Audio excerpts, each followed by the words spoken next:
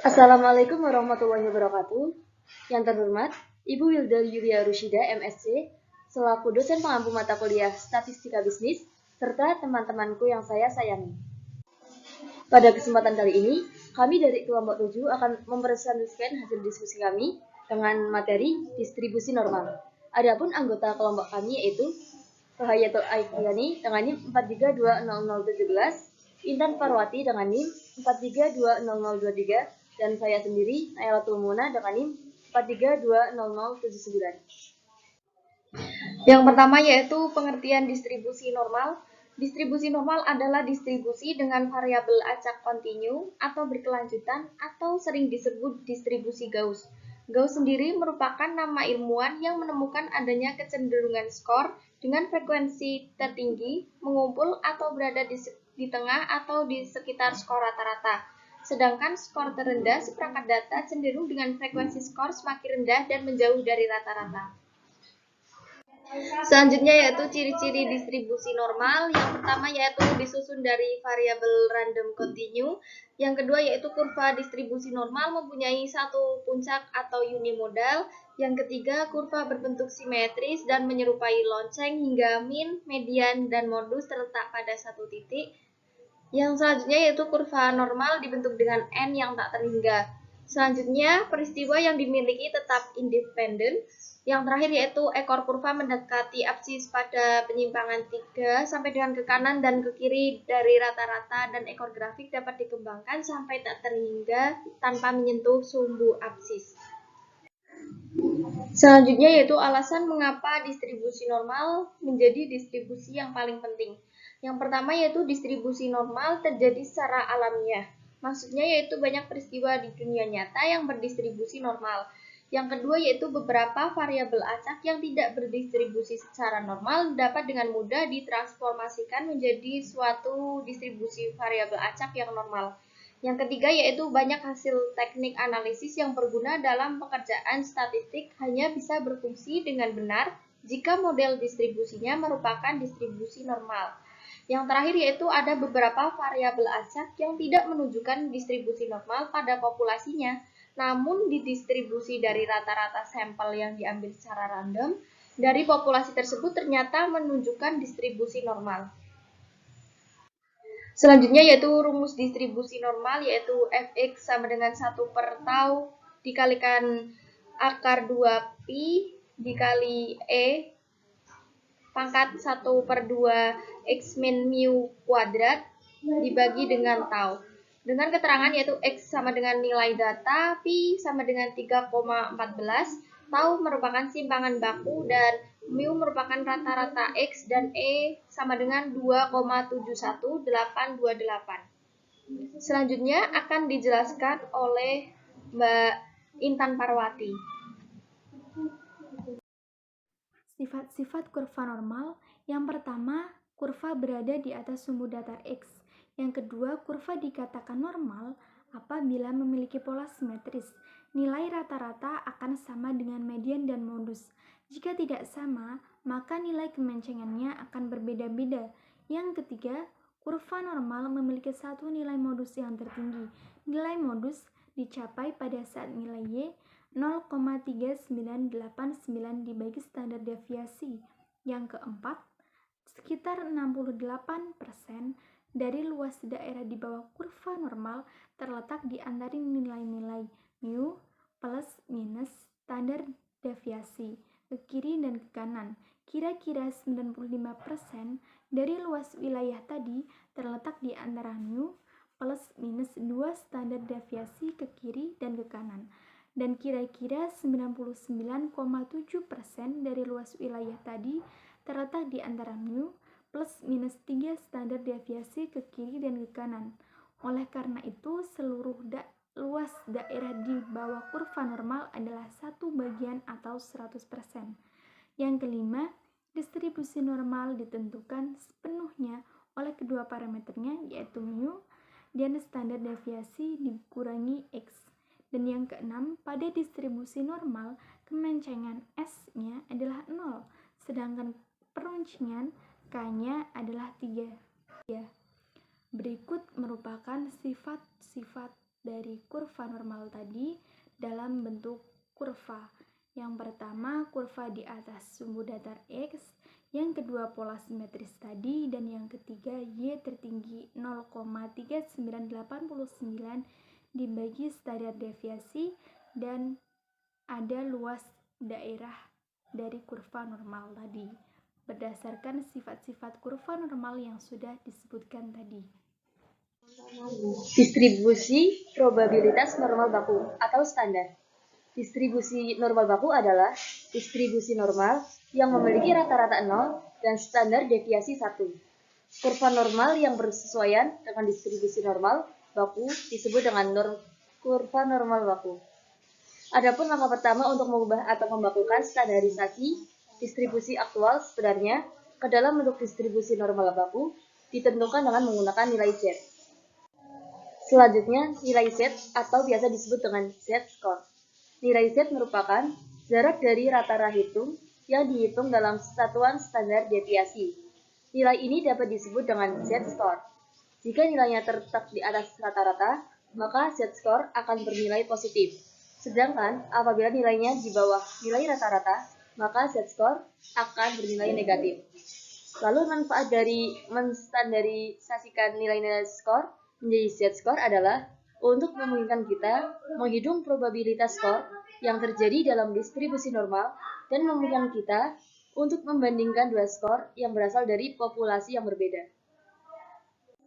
Selanjutnya, kegunaan Z-score yaitu yang pertama, untuk melihat jarak nilai berapa kali standar deviasi terhadap rata-rata dan kelompoknya, sampelnya.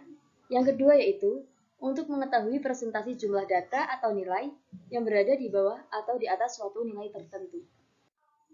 Adapun rumus Z-score yaitu Z sama dengan X min mu per tau. Z itu Z-score, X nilai yang diamati, mu rata-rata, dan tau adalah standar deviasi. Dan di sini dapat kita lihat bentuk kurva normal baku. Perlu diketahui bahwa distribusi normal yaitu salah satu bentuk distribusi peluang dengan menggunakan pendekatan kurva normal.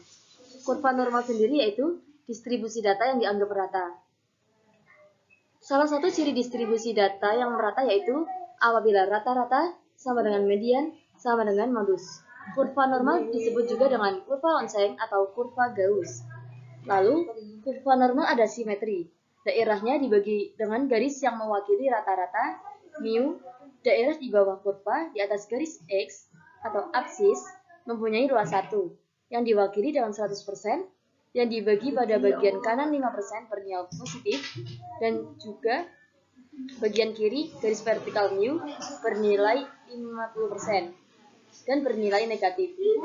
Daerah kurva di antara mu plus Z tau dan mu min Z tau, sehingga terdapat nilai pada daerah di bawah kurva antara min tau sampai tau.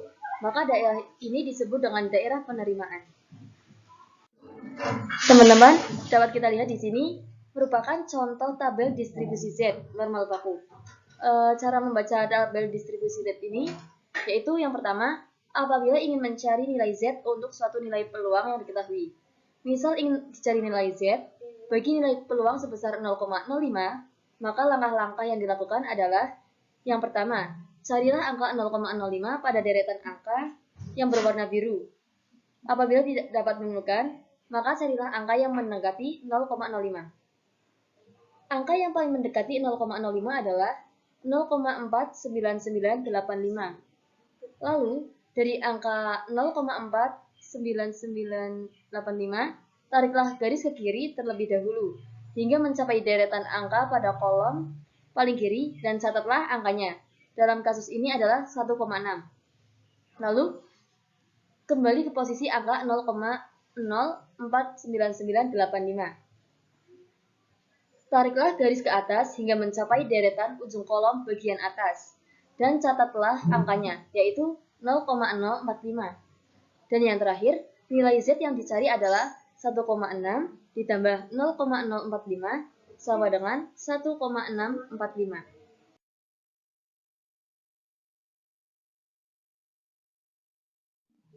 Yang kedua, cara mencari nilai peluang dari suatu nilai Z tertentu.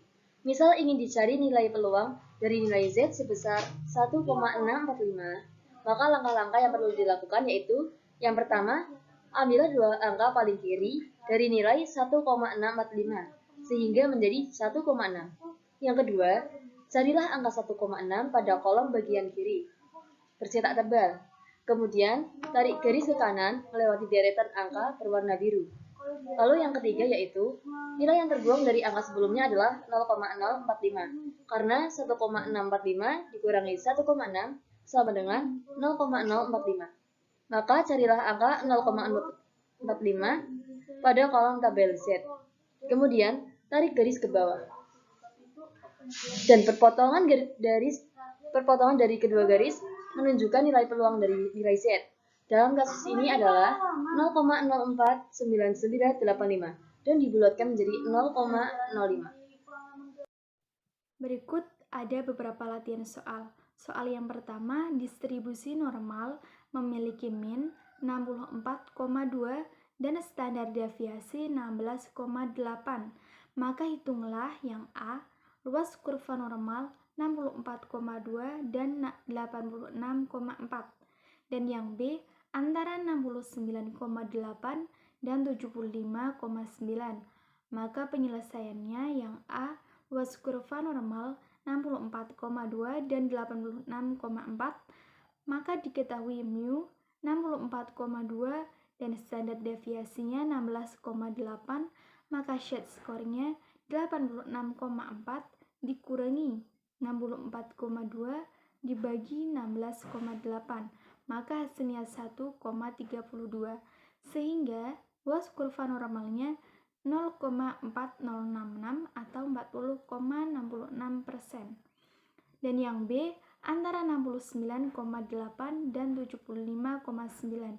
Maka z-skor yang pertama yaitu 69,4 dikurangi 64,2 dibagi 16,8, maka hasilnya 0,31 dan probabilitasnya 0,1217 atau 12,17%. Z-skor yang kedua 75,9 dikurangi 64,2 dibagi 16,8, maka hasilnya 0,70 dan probabilitasnya 0,2580 atau 25,80%, sehingga luasnya yaitu 0,2580 dikurangi 0,1217 yaitu hasilnya 0,1363 atau 13,63%. Selanjutnya untuk soal yang kedua, seorang agen penjual minyak tanah setiap harinya rata-rata mampu menjual 1000 liter ke konsumen. Jika penjualan tersebut berdistribusi normal dengan standar deviasi 50 liter, berapakah probabilitas suatu hari menjual 1125 liter minyak tanah? Maka penyelesaiannya diketahui mu 1000 liter dan standar deviasinya yaitu 50 liter, maka z-skornya yaitu x dikurangi mu dibagi standar deviasi, maka z-skor 1125 dikurangi 1000 dibagi 50, 125 dibagi 50, maka hasilnya 2,5. Demikianlah pemaparan materi yang dapat kami sampaikan. Mohon maaf apabila terdapat kekurangan. Sekian, wassalamualaikum warahmatullahi wabarakatuh.